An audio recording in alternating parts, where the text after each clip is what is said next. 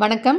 இன்னைக்கு நம்ம என்ன பார்க்க போறோம்னா, குரூப் 1 எக்ஸாம்க்கு இன்னும் கிட்டத்தட்ட 230 நாட்கள் இருக்கு. இந்த 230 நாட்கள ப்ராப்பரா எப்படி யுட்டிலைஸ் பண்ணலாம்? குரூப் 1 எக்ஸாம்க்கான புக் லிஸ்ட் என்னன்றத பார்க்க போறோம். புக் லிஸ்ட் பத்தி தெரிஞ்சுக்கிறதுக்கு முன்னாடி நம்ம சிலபஸ் என்னன்றத தெரிஞ்சுக்கணும்.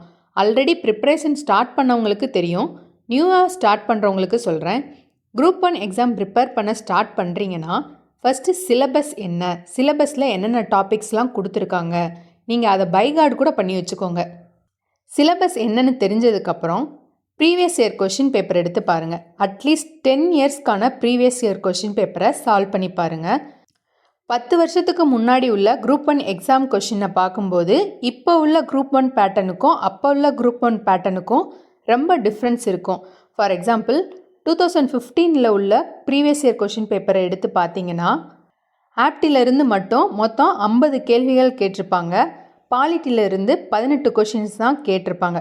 பட் இப்போது குரூப் 1 எக்ஸாமில் பார்த்தீங்கன்னா 25 கொஷின் தான் ஆப்டி அண்ட் ரீசனிங்க்கு இருக்குது.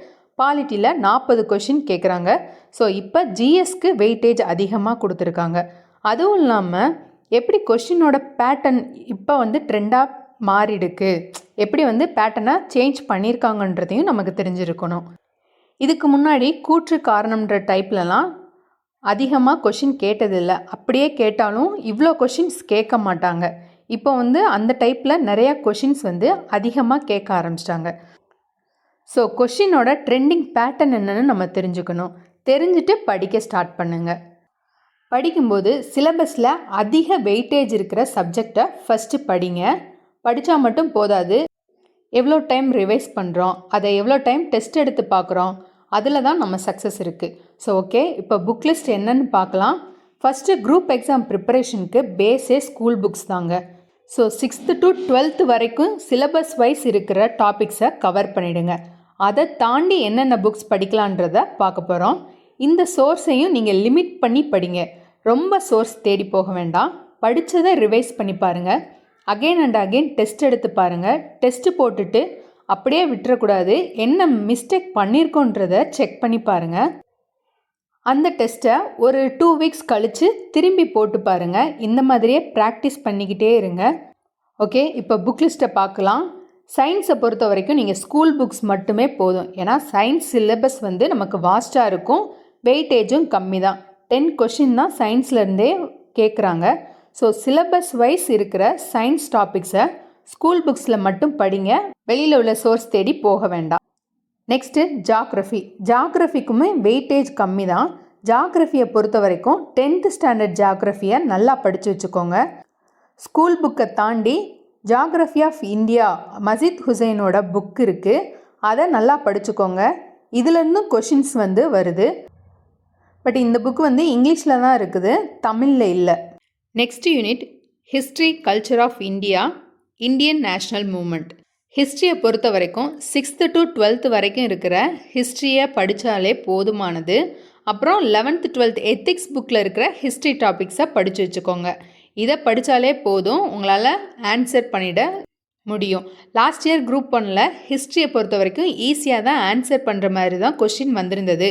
சப்போஸ் டஃப்பாக கேட்குறாங்க, அதுக்கும் நாங்கள் ஆன்சர் பண்ணணும்னு நினச்சிங்கன்னா ஏன்ஷியன்ட் இந்தியாவுக்கு பூனம் தலால் தாஹியா புக்கும், மாடர்ன் இந்தியாவுக்கு ஸ்பெக்ட்ரம் புக்கும் படிங்க.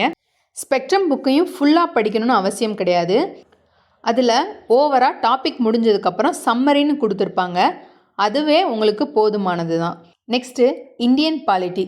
பாலிட்டியை பொறுத்த வரைக்கும் லக்ஷ்மிகாந்த் புக்கை நீங்கள் கண்டிப்பாக படித்தே ஆகணும்.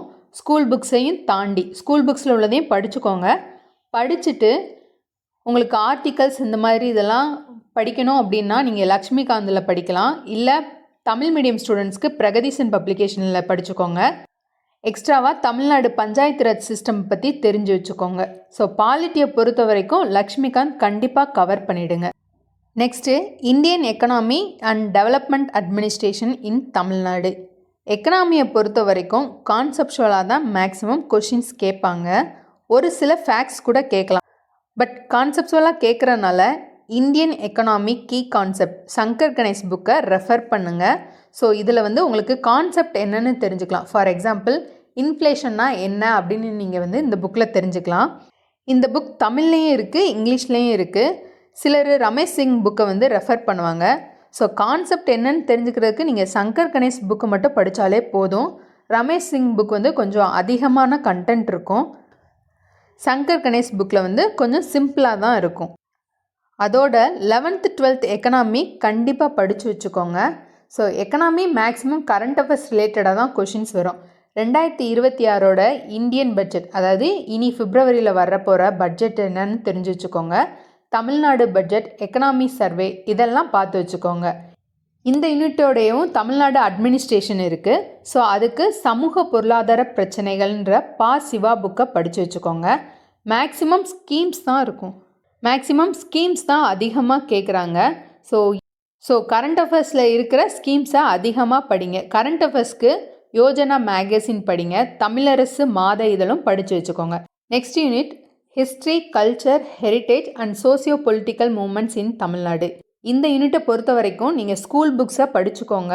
ஸோ லிட்ரேச்சருக்கு தமிழ் இலக்கியம் தேவிரா புக் படிங்க.